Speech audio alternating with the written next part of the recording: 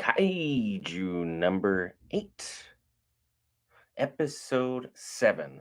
I gotta say, Hoshina, it's kind of hard to tell friend from foe, but things are about to get a little wild.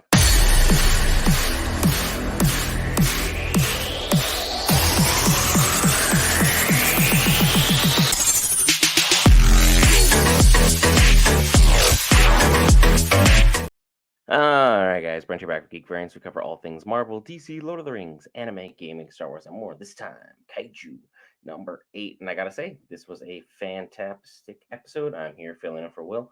Um, things really got off to a very, very bad start.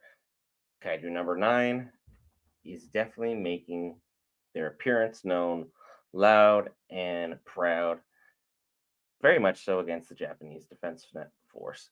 And you can tell that this particular humanoid kaiju has no regards for human life whatsoever.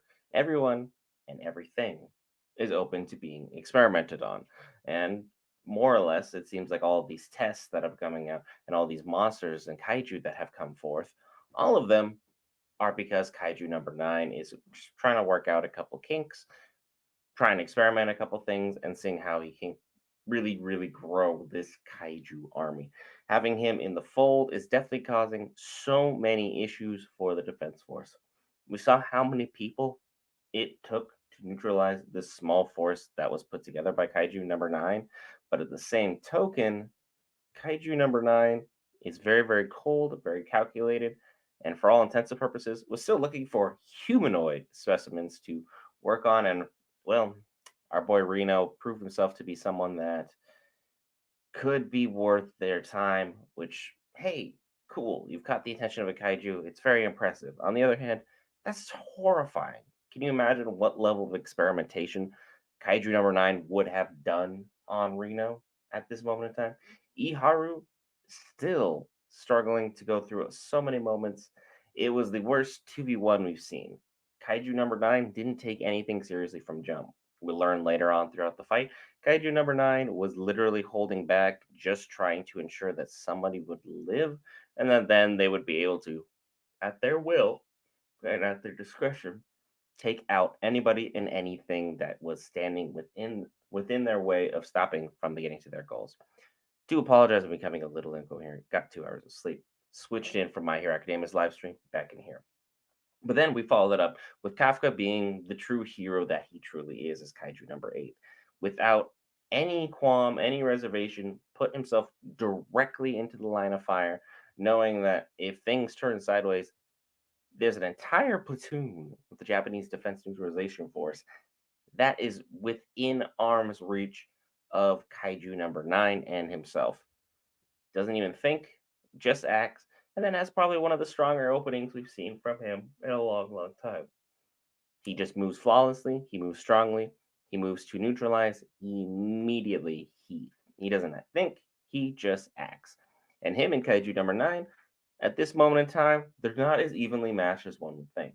Sure, Kaiju number 9 does appear to be holding back in some regards, and that Kaiju number 9 seems to really just thrive as a thinker, less as a doer. Kafka, as we all know, he's smart when it comes to elimination of kaiju because of how much time he spent getting rid of their bodies from his natural job that he was stuck at for so long, being unable to tap into his unlimited potential.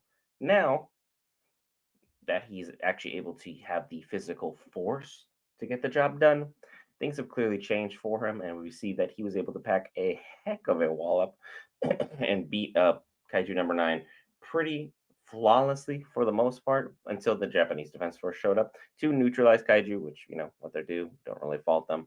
But Kafka was able to get the job done he needed to. Both members of the squad still alive, still kicking, only for him to slowly try and saunter away to the best of his ability, only to run into the one and the only vice captain. And we've only seen the vice captain as someone who's been laughing, jovial, having a great time, rather a jolly influence, and someone who just likes to make others laugh and enjoys people who can make him laugh. But when it comes down to business, Hoshina is that dude. He's someone who is cold, he's calculated, and he has the skills to get the job done. He didn't become the vice captain if he wasn't someone who could truly go out and get the work done. And now that he's 1v1 with Kafka, you kind of have to wonder, he's making him sweat early. Now that all the inhibitors are off and all his inhibitions are away, who in their right mind is going to be able to stop Hoshina? Will Kafka be able to escape? All these questions and more will be answered next week if you hit that lovely red subscribe button, bottom right corner, red box below. Got a 1,000 subscriber giveaway on the way. To answer all those questions, stay tuned for next week, where we're back to cover more exciting episodes of Kaiju number 8. See you then, folks.